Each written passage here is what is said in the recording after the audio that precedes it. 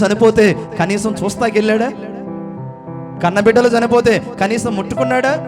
ముట్టుకోకూడదు. ఎందుకంటే అప్పటి నాటి ధర్మశాస్త్రంలో యాజకుడికున్న నియమం ఏంటంటే శవాన్ని ముట్టుకోకూడదు, శవాన్ని చూడకూడదు, శవాన్ని ముట్టుకోకూడదు, గుండెలు బాదుకోకూడదు, తలంట స్నానం చేయకూడదు,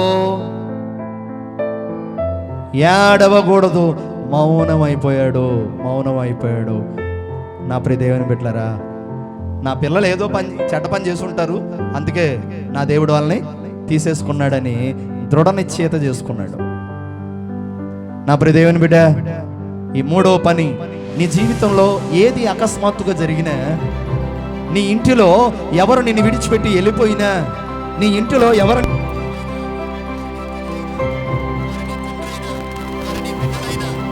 కుటుంబమైనా, ఏది నీవు అనుకోనని సంఘటన నీ కుటుంబంలో జరిగిన, మౌనంగా ఉండు, స్తుతించు, దేవుని చిత్తానికి తల వంచు.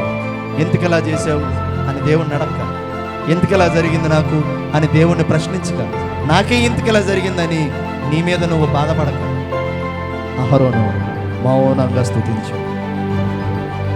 తర్వాత ఏం చేశాడు తెలుసా? ఇంటికెళ్ళి చదువుకోండి. నెక్స్ట్ 2 కుమారులు ఉన్నారు. ఆ 2 కుమారులు ఒకరు ఎలియాజరు, ఇంకొకరు ఈతామారు. వీళ్ళిద్దరిని పిలిపించి మోషే దగ్గరికి తీసుకొని వెళ్ళి వీళ్ళని అభిషేకించి నెక్స్ట్ సేవకులుగా, నెక్స్ట్ యాజకులుగా వీళ్ళని ప్రతిష్ఠించాడు. దేవుని సేవకు చప్పట్లు కొట్టండి ఒకసారి, దేవునికి స్తోత్రం చెప్పండి ఒకసారి. హల్లెలూయా. నాదాబు అబీహులు చనిపోయినా ఈతామారు ఎలియాజర్ని పిలిచి సేవకు, పరిచర్యకు అభిషేకించి సేవను కొనసాగించిన గొప్ప సేవకుడుగా అహరోను కనబడుతున్నాడు. కష్టం వచ్చిందని, నష్టం వచ్చిందని, ఇబ్బంది వచ్చిందని, సమస్య వచ్చిందని మనం ఏం చేస్తాం తెలుసా? సన్నిధికి సక్రమంగా రావు. బిడ్డలు చనిపోయిన సేవను ఆపల ఎవరు? అహరోను. నా 2 కుమారులు ఉన్నారు, ఈతామారు, ఎలియాజరు. వీళ్ళిద్దరిని అభిషేకించాలని సేవ కొరకు ప్రతిష్ఠించాడు అహరోను.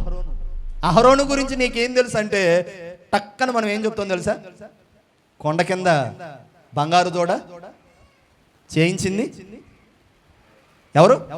అహరోనే అంటాం. ఏ పరిస్థితుల్లో చేయించాడో, ఎందుకు చేయించాల్సి వచ్చిందో అది ఆలోచన చేయము. అహరోనే బంగారు దూడ చేయించాడు, అందరినీ మొక్కమన్నాడు అని చెప్తాం. ఈరోజు అహరోన్లో 4 మంచి గుణాలండి. తన హృదయమందు సంతోషించిన వ్యక్తిగా, తన సేవకున్న ఆదుకున్న వ్యక్తిగా, తన బిడ్డలు చనిపోయిన దేవుని చిత్తానికి తలవంచిన వ్యక్తిగా, తన సేవను ఆపకుండా సేవను కొనసాగించిన వ్యక్తిగా, దేవుని మహిమపరిచిన వ్యక్తిగా అహరోను ఉన్నాడు. కాబట్టి ప్రత్యక్ష గుడారములో అహరోను కర్ర ఏమైంది? చిగురించింది, పూలు పూసింది, బాదమ పండ్లు కలిగిన అహరోను కర్రగా మారింది.